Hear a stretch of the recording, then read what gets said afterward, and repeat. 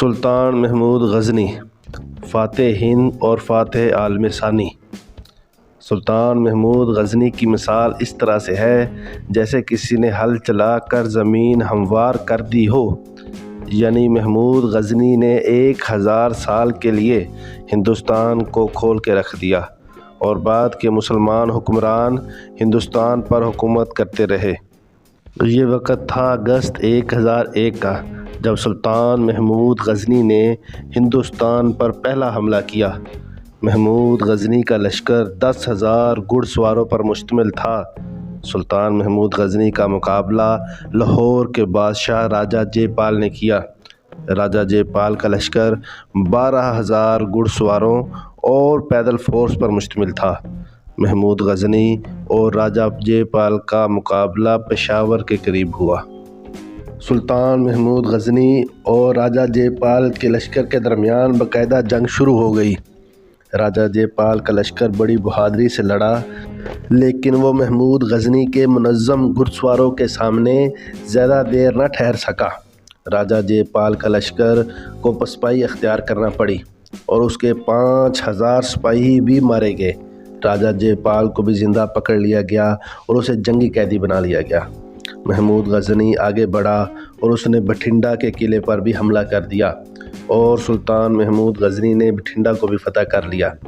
لاہور کے راجہ جے پال اور اس کے دوسرے ساتھیوں کو خراج کے بدلے آزاد کر دیا گیا، لیکن اس وقت راجپوتوں میں ایک روایت تھی کہ جو بھی راجہ جنگ ہار جاتا وہ اپنی بیوی کے ساتھ آگ میں چھلانگ لگا دیتا۔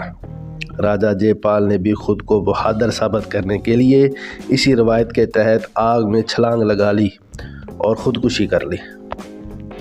راجہ جے پال کے مرنے کے بعد لاہور پر راجہ جے پال کے بیٹے انند پال نے حکومت بنا لی اور محمود غزنی سے پناہ کے بقدر خراج دیتا رہا۔ تاہم انند پال کو یہ خراج دینا اور اپنے باپ کی شکست بھولی نہ تھی، اس لیے اس نے خفیہ طور پر محمود غزنی کے خلاف سازشیں شروع کر دی۔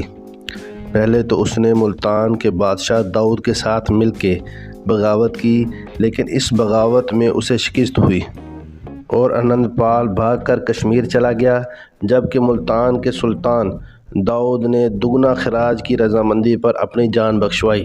سلطان محمود غزنی کا ارادہ تو تھا انند پال کو پکڑنے کا، مگر ان دنوں کاشغر کے بادشاہ ایلے خان نے غزنی پر حملہ کر دیا اور سلطان محمود غزنی واپس لوٹ گیا۔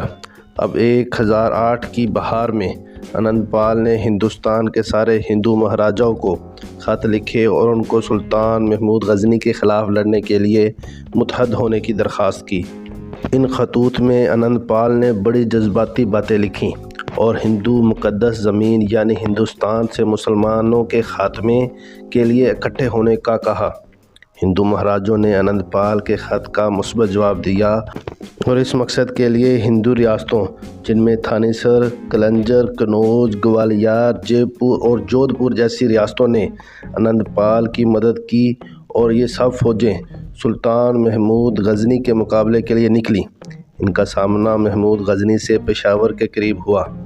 یہ فوج اتنی بڑی فوج تھی کہ پہلی دفعہ سلطان محمود غزنی نے خود حملہ کرنے کی بجائے اپنے لشکر کے دفاع کے لیے خندق کھودنے کا فیصلہ کیا اور ہندو فوج کو جنگ کے لیے ملک کے ہر علاقے سے مال و زر مہیا کیا گیا اور اس قدر حب الوطنی کا مظاہرہ کیا گیا کہ طول و عرض سے ہندو عورتوں نے اپنے سونے اور چاندی کے زیورات کو پگھلا کر فوج کی مدد کے لیے بھیجا۔ یہ جنگ اتنی شدید تھی کہ ہندو فوج بڑے غیظ و غضب کے ساتھ لڑی۔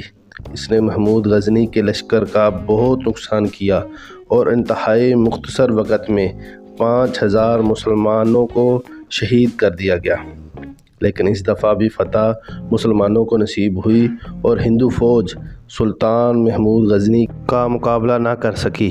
اب اس شکست کے بعد ہندو مہاراجوں کی کمر ٹوٹ گئی اور اس لڑائی کے بعد پھر کبھی ہندو مہاراجے سلطان محمود غزنی کے سامنے نہ ٹک سکے۔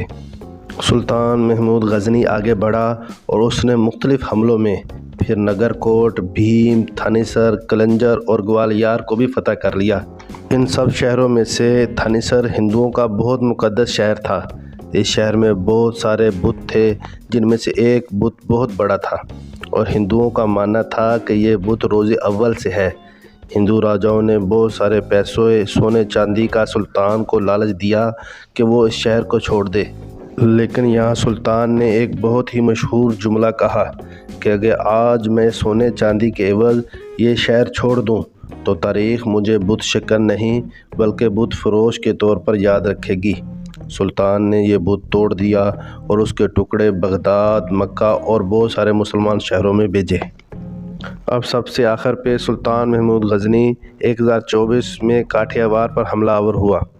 کاٹھیاوار کی خاص بات یہ تھی کہ یہاں پہ وہ سب سے مشہور سومناتھ کا مندر موجود تھا اور تمام ہندوستان سے پنڈت اس مندر میں جمع ہوتے تھے، اور ہندوؤں کا یہ بھی ماننا تھا کہ سوما دیوتا جس کا نام سے یہ مندر ہے دسترس حاصل ہے اور سارا جہاں اسی کے اختیار میں ہے۔ پھر سلطان محمود غزنی نے کاٹھیاوار پر حملہ کیا اور اس پہ بھی قبضہ کر لیا اور سومناتھ کے مندر کو بھی پاش کر دیا۔ یہ تھی سلطان محمود غزنی کے ہندوستان پر 17 حملوں کی کہانی۔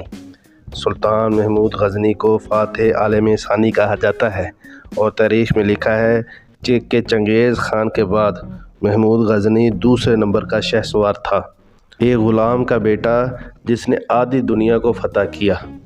اسی طرح اگر آپ ہندوستان کی اسلامی تاریخ کے بارے میں جاننا چاہتے ہیں تو میرے چینل کو سبسکرائب کریں۔